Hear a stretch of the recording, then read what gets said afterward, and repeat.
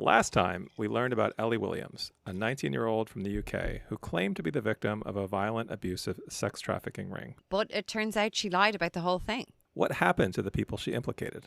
And what about the real victims of crimes like this? It's time for a full recap of Unreliable Witness on this episode of So Much Crime, So Little Time.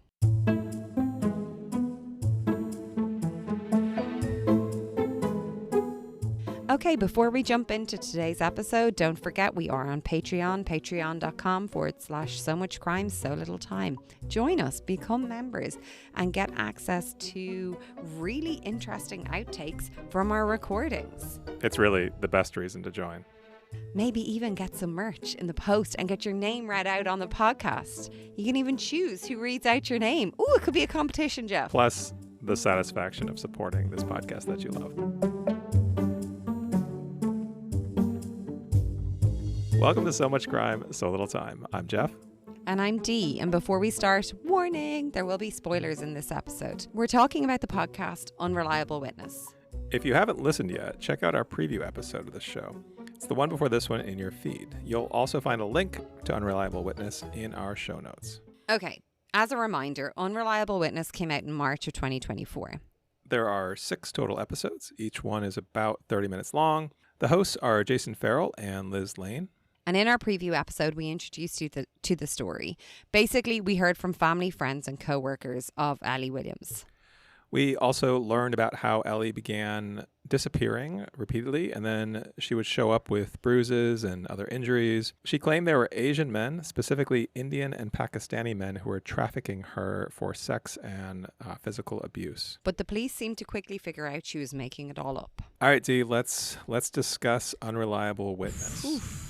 Okay, I think before we discuss it, it might be a good idea to give really quick overview of what happens in the episodes 2 to 6. All right, Dee, so episode 2 is called Recipe for a Witch Hunt, and this one's basically about the accusations that Ellie makes, and then it mostly covers the fallout from her Facebook posts. So this is the riots and the persecution of some of the people in her town. I think there's one main character we hear about who is at the brunt of all of that, and that is Mo Ramsey. He comes up quite a bit in the rest of the episode. So episode 3 is called I'm Not a Psychopath, and this is basically about Ellie's trial as well as some of the people that she accused.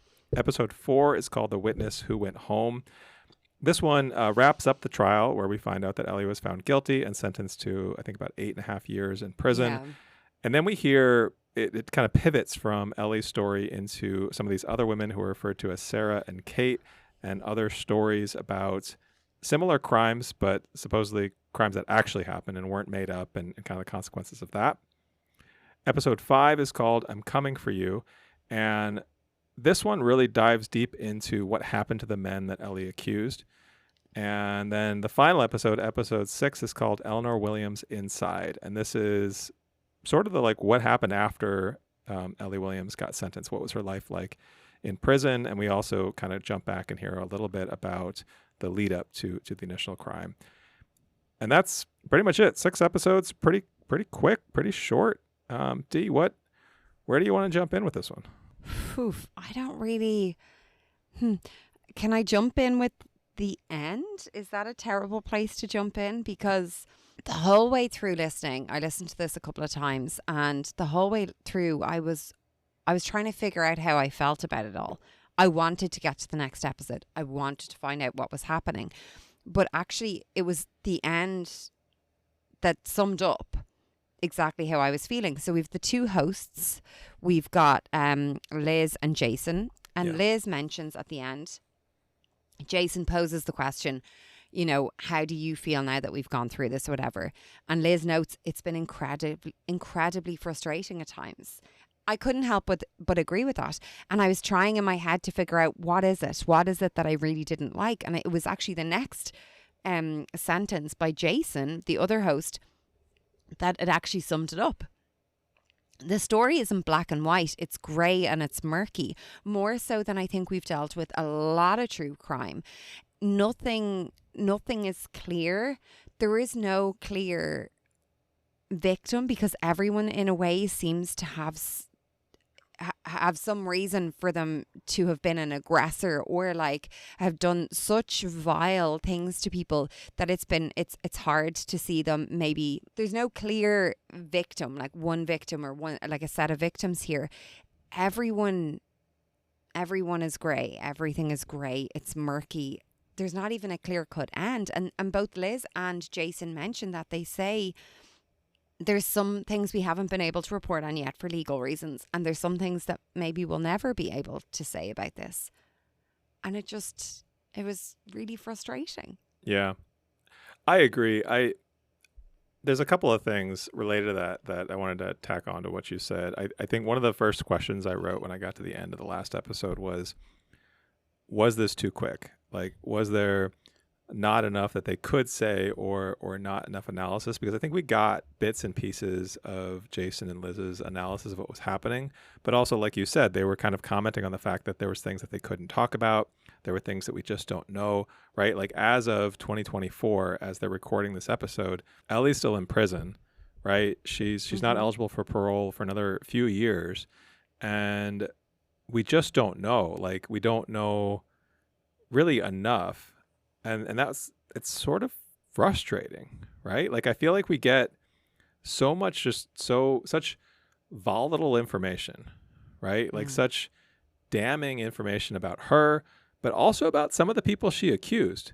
You know, yes, it seems she was making up all of these things that happened to her. I really want to know why and kind of how she got to this point where she was doing that. We don't really find that out.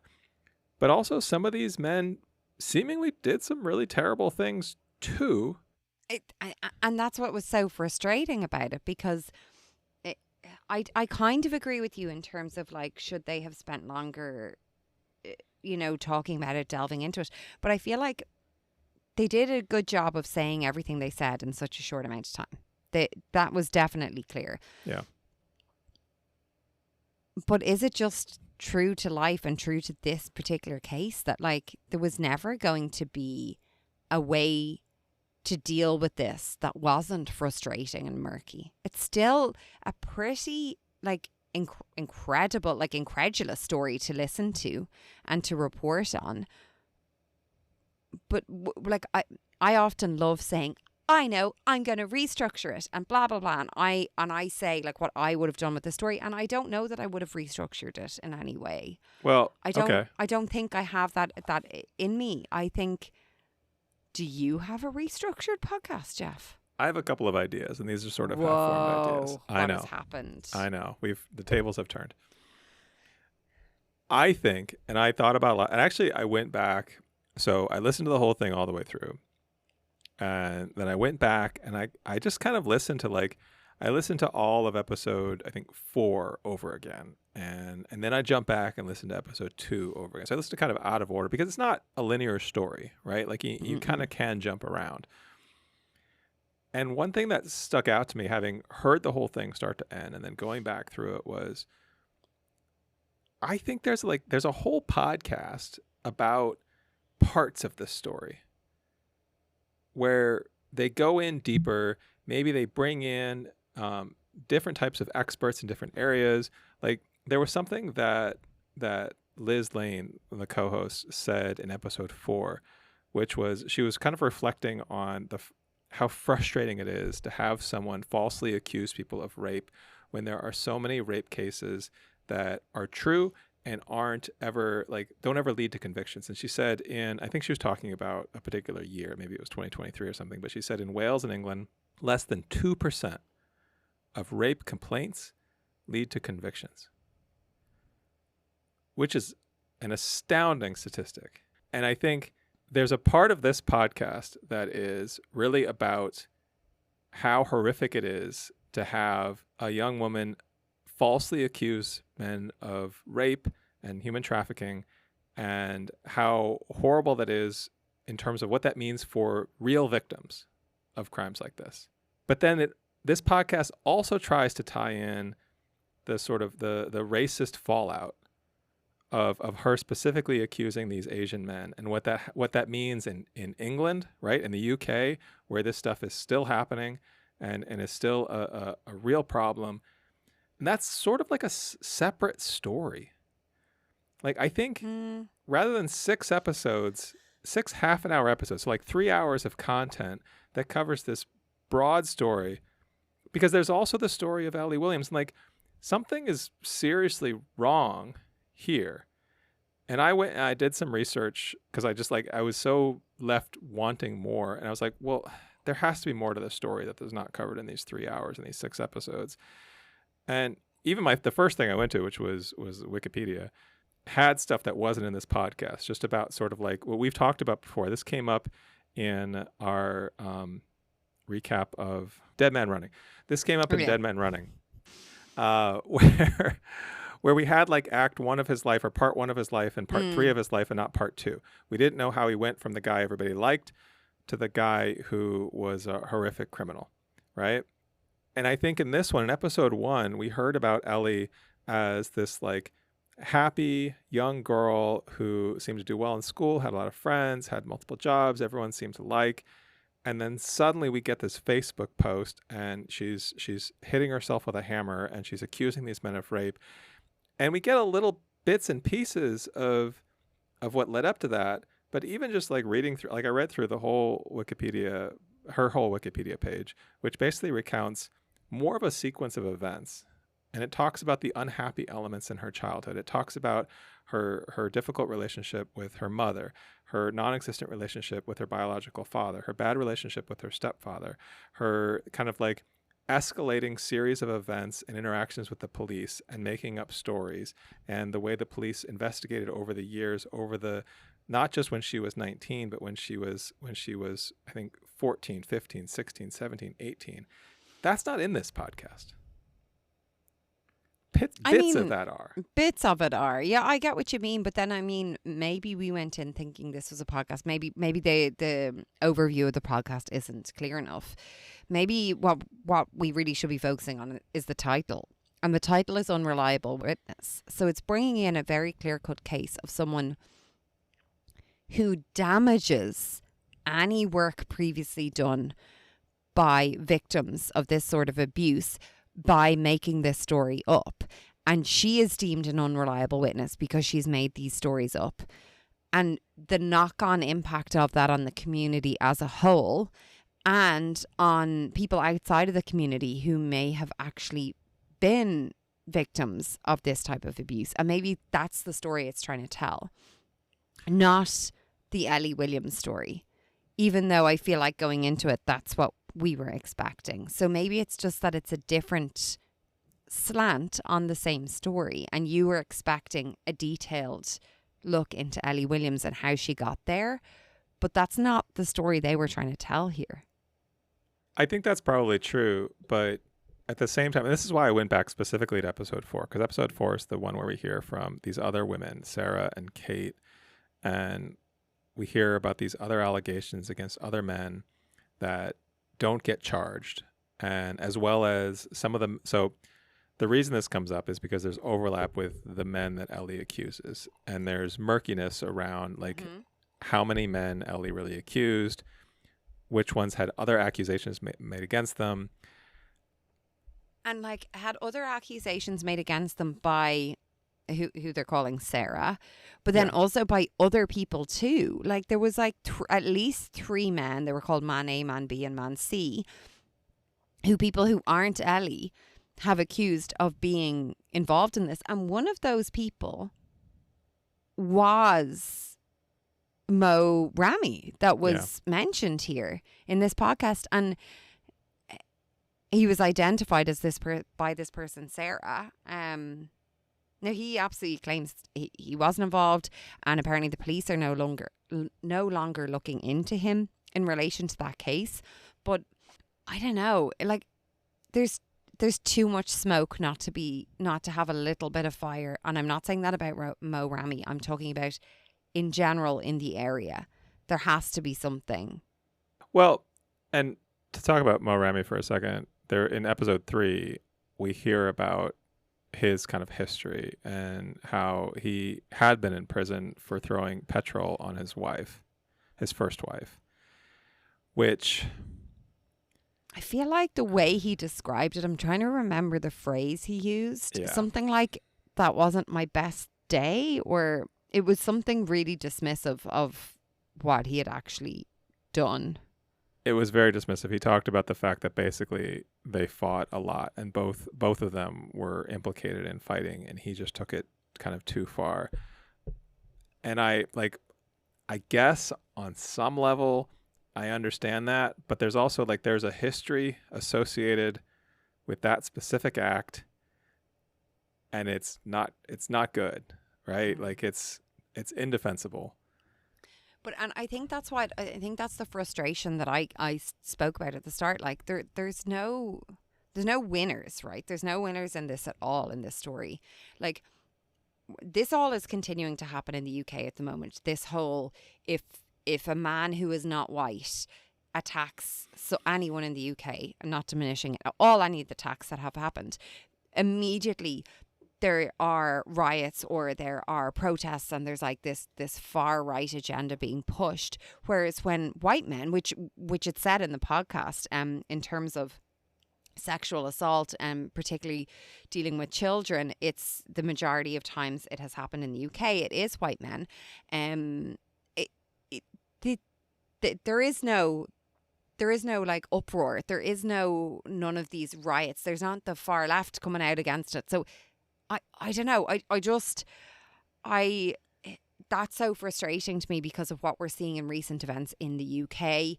At this time in August 2024, there is a lot happening in the UK. It's really horrifying. Yeah.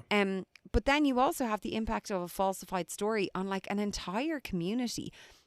And the trust that people have in others, specifically in minorities, is wiped. Trust that people have in police seems to be wiped. From victims of assault, they don't trust that the police are going to believe them because of this. And then from people who are accused of these crimes are feeling like there's a lack of trust there. And then the wider community who are not involved in the crimes feel like police aren't going after aggressors or people who are assaulting people, because they feel like there's an agenda down to race and what was the phrase, upholding the multicultural aspect of society. I can't remember what the phrase was. It was idiotic. Anyway. And then you have the trust the police have in people. Nobody can trust anyone because of all this. And there's a huge amount of fallout here. And I get that obviously it is spoken about by a forensic psychologist who does an extensive exam on Ellie, and it's deemed that she's a victim of PTSD, most likely caused by child sexual exploitation. We don't really hear when the details of when that might have happened, or we don't hear that at all. But we do know she was, involved from a young age. It seemed like she was involved with older people and involved in drink and drugs. But she still, at 19, comes out with a lie, and actually with numerous lies by the sounds of it, about different people raping and sexually assaulting her, and implicates, her lies are so complex, and they bring so many people into them, so many people from a really tight-knit community, and it has such a knock-on impact on the entire community and actually the nation as a whole. Yeah. And so any sort of empathy that you can have it's really hard to hold on to, I think, because of the impact that she has on so many people. And I'm not diminishing, when we were talking about Mo Rami, I'm not diminishing the horrendous acts that he has committed. And there was a number of people involved, and it was discussed in a lot of detail, different acts of sexual violence and physical violence that men in this story had committed against women. And I'm absolutely in no way condoning any of that. But at the end of the day, her decision, if we're focusing on her decision here, nobody can say it was okay. It wasn't even like she made up a bad story about someone who had assaulted her. It seems like she just made up stories about anyone so that someone would believe her. Yeah. And you can't be doing that. No. And I think one of the other questions I wrote down when I finished this was, why can't you be both a victim and a criminal? And I think there's a lot of people in this story who are both victims and criminals. Ellie Williams, I think most of these men, they seem to be both victims and criminals, right? And I think one thing that I thought about in the episode, as episode 5, I'm Coming for You, where we heard just about the impact of what she did and how you basically had these towns turning on these men who, particularly these men, And their families and their their children and their wives. yes. And so it made me think of The Crucible. Do you know The Crucible?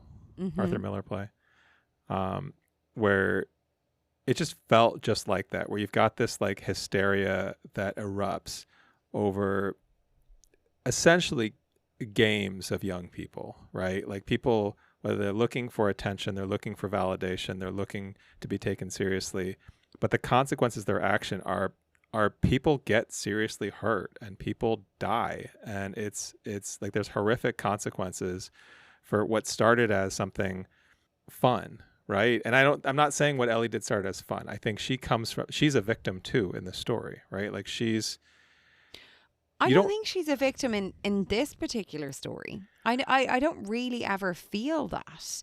Like there's tidbits brought in to say, like, you know, in order to do this, something has to have happened. And some people say at a nightclub someone was following her and blah, blah, blah. I mean, unfortunately, life of a woman in a nightclub, working in a nightclub, I'm sure. Like, there are stories of that, but we don't hear... We hear that it's likely that something has to have happened for her to have committed so many acts against herself, to injure herself and abuse herself.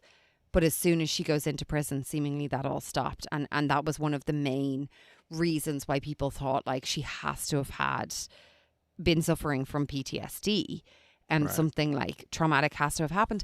But I don't know. I don't know that this podcast really portrays her at all as the victim, even though I'm like, look, she obviously went through a lot. But I don't think that that's the focus of this. I think the focus of this really is how she has had an impact, how she can't be trusted anymore. And how what she has done has created or has amplified the idea of this unreliable witness so much. Like, so many women came forward and spoke about how, oh, when I went forward and I said someone tried to strangle me and they raped me and I had strangle marks on my neck, the guy responded and said, oh no, she likes that kind of stuff. And the police said, well, it's kind of hard to prove that you don't, so we're not moving forward with it. Right. Like, you're an unreliable witness because you hang around with people that are undesirable, or you... presumably, if you were like a prostitute, you fall into the unreliable witness category because you are putting yourself in danger more often than other people. And I feel like that's more the focus as opposed to her being a victim.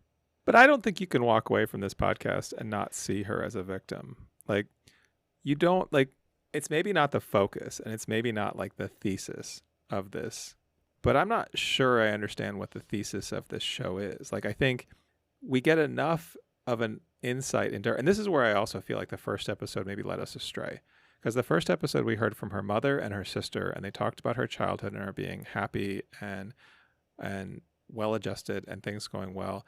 And again, part of this I'm basing on external reading that I did, that was maybe misleading, and maybe those were unreliable witnesses about her youth.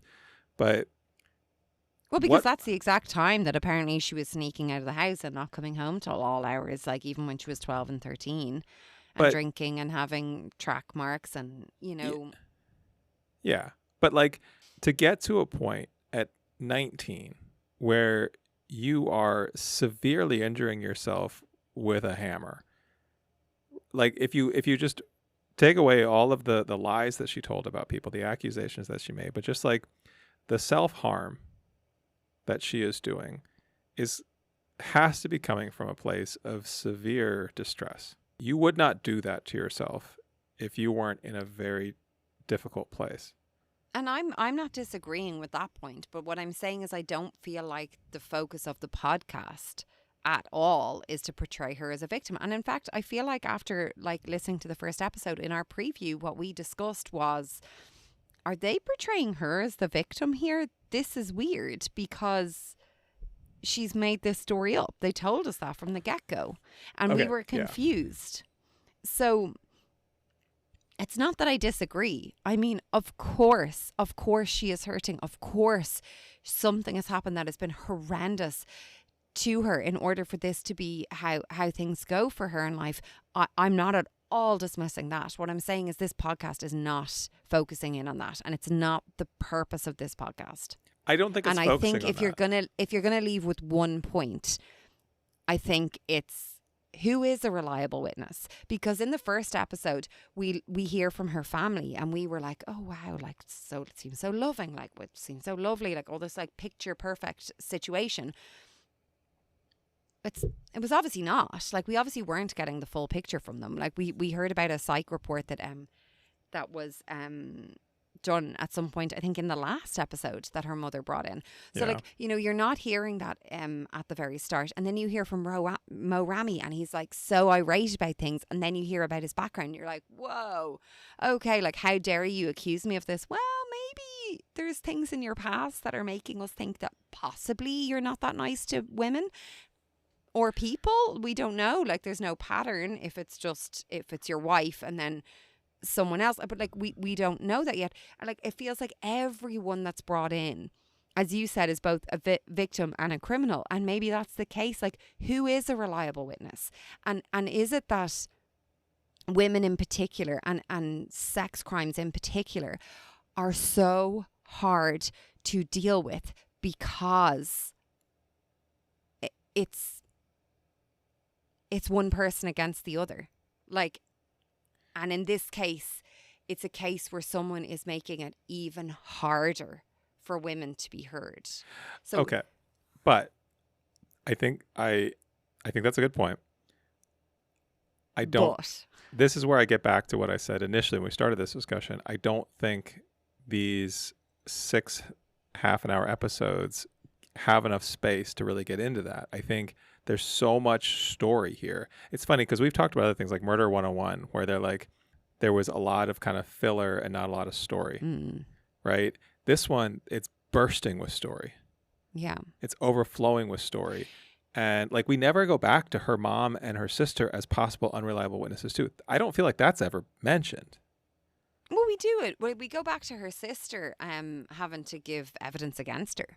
But like, we get these little bits of the host, Jason and Liz, kind of reflecting on what's happened, reflecting on their research, on Liz's like multiple years on the story. And I think I just wanted more of that. Like, I liked that. Like, I appreciated that they included that. I think either they needed to extract, like, cut. There's so much plot here. There's so much. There's They so need much to develop it more. They need to develop it more. I think they need to both develop it more, add more analysis, and cut back on some of the interesting but maybe tangential details that just sort of muddy the waters and distract. Right? Like, I feel like in some ways, and this is a metaphor I think is going to be lost on most people, but like, it's like a post. Great. Go ahead and use it there, Jeff. Let me think of a better way. In a lot of ways, No, you have to tell me the metaphor that you're going to use now. I was going to compare it to postmodern poetry. Oh God, I'm so glad we switched. What's your better metaphor that's coming out now? I think this is a lot like looking at a collage, where if you just kind of like look at it quickly, it's just like a mess of noise and kind of disconnected images, and it doesn't make a lot of sense. But if you sort of step back from it and sort of process it and sort of like, or like one of those, it's a little bit like one of those, you know, those, I forget what they're called, stereograms, where you have to like blur your eyes and like a 3D image appears. But if you just look at it focused, it's just a bunch of like blurriness. Side note, I have never successfully been able to do one of those. Can you do one of those? The ones where it's like, can you see the woman's head or the rabbit ears? Not the two images. I can see those, but like the pixelated images where if you like make your eyes go like blurry, like a 3D image pops out. I don't know what you're talking about. I'll send you one later. Okay.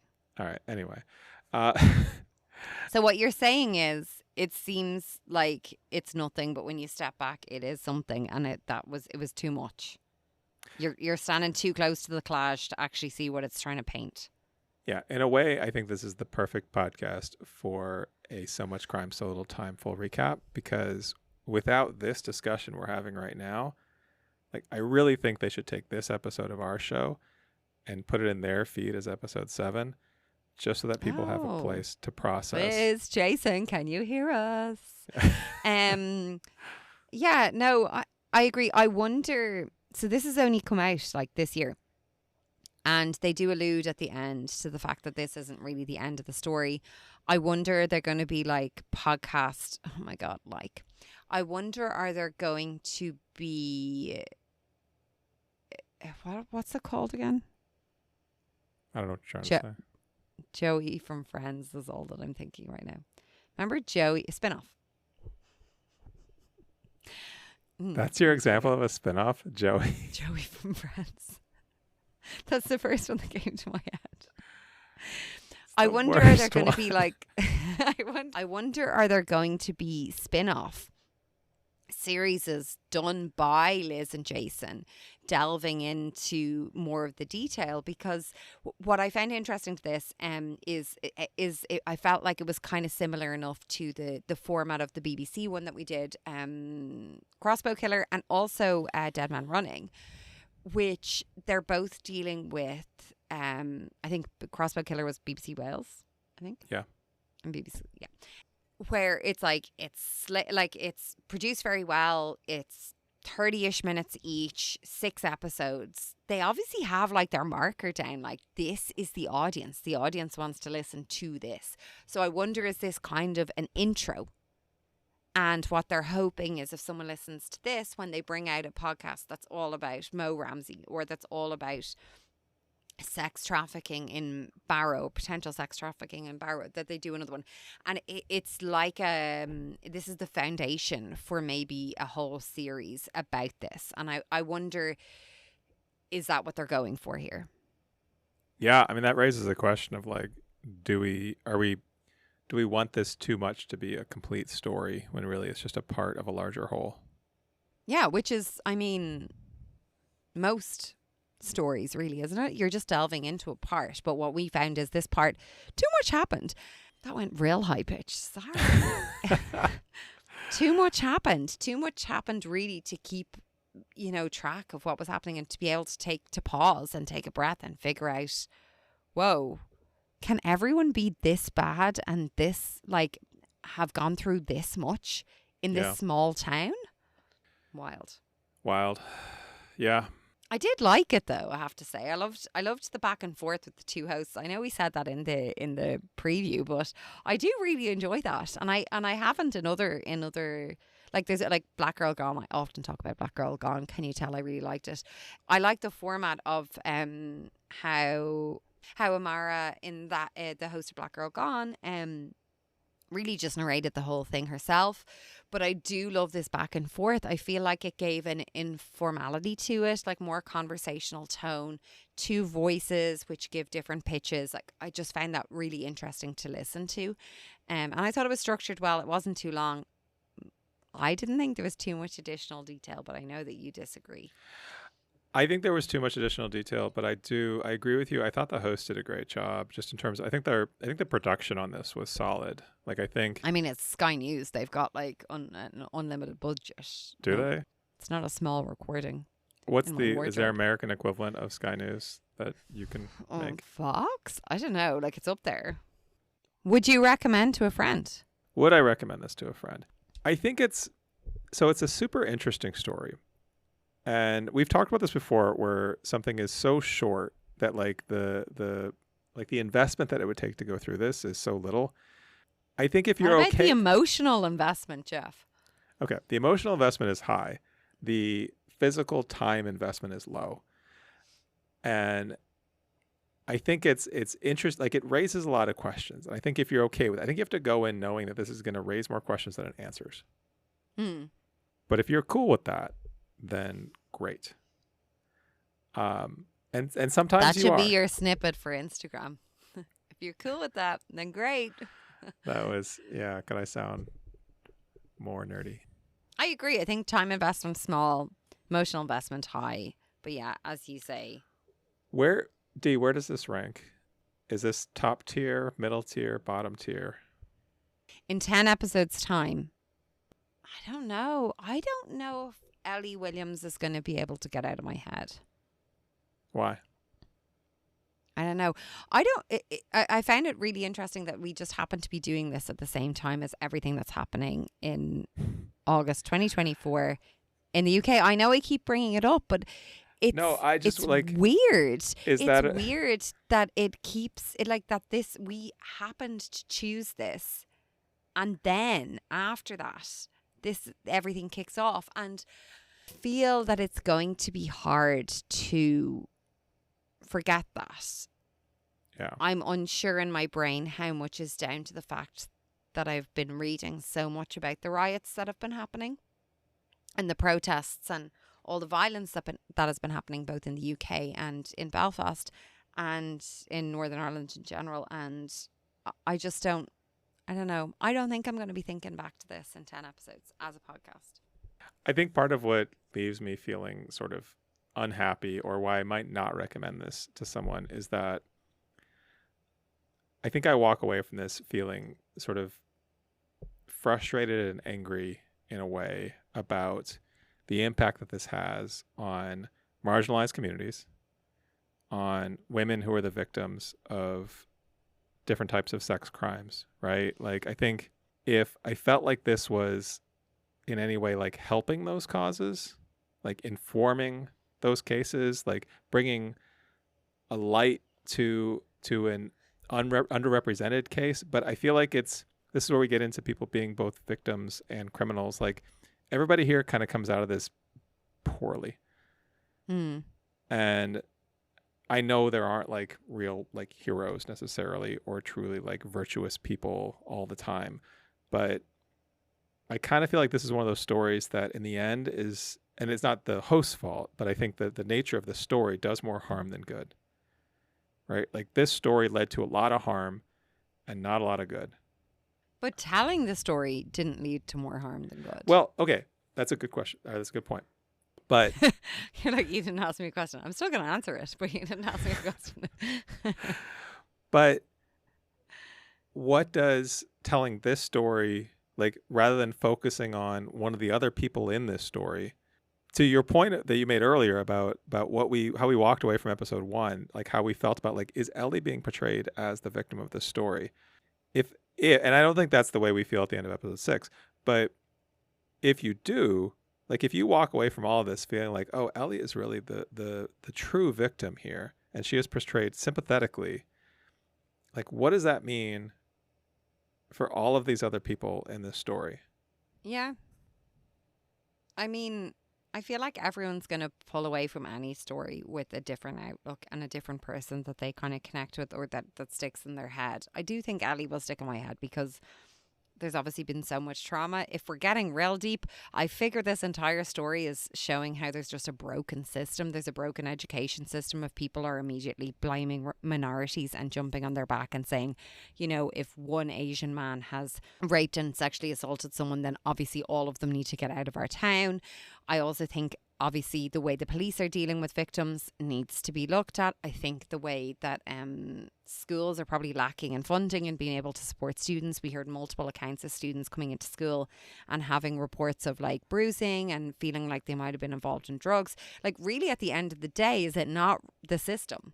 Like, Maybe. Ellie went in how many times to the police about different men sexually assaulting her, and there's no red flag of maybe something needs to be done with this. Like, maybe someone needs to get on top of this. Maybe she needs to be brought in for help. Like, the night before this whole the post went out, the night before she was found with all of these bruises and everything, and she spoke to her sister, and then she put out that post, she was speaking to the police. It just feels like there's like a lack of help from society, and like the structures just aren't there. And Okay. Sure. Let's put yourself in the shoes of 3 different types of person listening to this. Let's say you're listening to this story and you are a young woman, or any age woman, doesn't matter age, but Ellie is the example here. You're a young woman who has been the victim of sex trafficking, of rape, of some type of sexual violence. You might hear this story and think this is one more reason why it's not worth reporting it. I won't be believed because of Ellie Williams. And I mean, therefore, they also bring in people who have been believed, and they bring in cases where there was a massive amount of media and police attention where people did get brought in. So maybe you'll listen to it and you'll take that from it. maybe, but that's not the main focus of the story. Okay, person 2.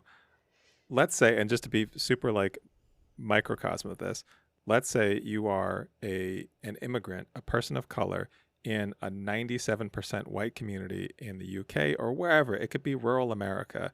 You are trying to run your small business. They talk about people who run like a restaurant. You're running an Indian restaurant in a small, mostly white town. And you hear these stories of these men and their families who become suicidal. They become paranoid. They live in fear. They sleep with fire extinguishers. Their children sleep with fire extinguishers next to their bed because they are terrified of what's going to happen to them in the night. This just highlights like the worst possible fear. Yep. Or you're someone like Ellie who is in some type of mental distress, is in some type of like needs help. And to your point that you just made, at no point or that we hear about did she get the intervention that she needed, right? Like she ended up being sentenced to prison for 8.5 years, which is not the right outcome. Maybe it's the right outcome for what she did. But if they had intervened 2 years earlier, a year earlier, she wouldn't have ended up like that. She wouldn't have caused the harm she did. And she wouldn't be spending her 20s in prison. Right? So I feel like those 3 types of people who might hear this walk away from this feeling maybe more alone, more scared. And I think that's why I might not recommend this podcast, because I think that's where I mean it maybe does more harm than good. Yeah, I'm not going to fight you on any of that. I feel like, yeah, that's fair. That's fair. Everything you've said is fair. If I'm being devil's advocate, which I just love to be, they're telling the story of the fact that who is the reliable witness? Name a reliable witness that you heard of. Her sister is maybe the only one that comes to mind. But that's the name of the podcast. That's the target of the podcast, is showing what an unreliable witness is and how it comes about. Yeah. It's not maybe helpful. Not every story we listen to is helpful to like numerous amounts of people. There's been plenty that we could dive into right now and say, was this helpful to people that listen? Of course it's not. I don't disagree with you, but I just don't think it was that wasn't the guise of this podcast. I just want to help people, Dee. I just want to be helpful. I just want to be a Florence Nightingale and help people. I don't know why I went. Did I go Southern there? I don't know what I did. That was weird. Anything other questions in closing? Last thoughts? I feel like I actually have so much to say. I know every time we talk before we record something, you're like, I don't have much to say on this. And then we end up having so much to say. Turns out I had a lot to say. I had a lot of opinions on this. You really did. Yeah, you went hell for leather there. No, I just think no winners here, fortunately. Don't forget, we're on Patreon, patreon.com/so much crime, so little time. Enjoy early access to future shows, bonus content, and just support us in making this show. I also want to say thank you to everyone who gave us a rating on Spotify, Apple, or wherever you listen to podcasts. We really appreciate it. We've been getting some great reviews. If you haven't yet, please do.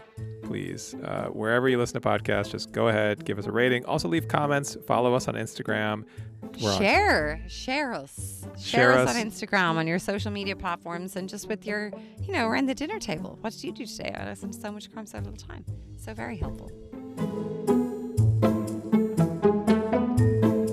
Next time, we're revisiting our recent crime battle champion, Crime Capsule. We loved Crime Capsule's take on the McGlinchey murders of 1896. So next week, we are all in on the show. On Sunday, we'll give you a bonus recap of 2 of the most recent stories. First up, we're going to talk about Richmond Murder and Mayhem, an interview with author Selden Richardson. We'll also cover Murder in Stark County, Ohio, an interview with author Kim Kenny. So that's our bonus recap that'll come out on Sunday. Then we'll come back on Friday with a special interview with Crime Capsule host Ben Morris. How much do you love the interviews? It's a special Crime Capsule week. That's on the next So Much Crime. So Little Time. So Much Crime, So Little Time is a production of MimeGov Media. The executive producer is Paxton Calariso. Our associate producer is Blythe Ty. Theme music was composed by Vyacheslav Starostin. If you haven't done it yet, please subscribe to this show in your podcast app. Don't forget to give us a 5-star rating and a review. Even better, tell your friends. To join the discussion, look for us on social media. Check out the show notes for all the links. Thanks for listening.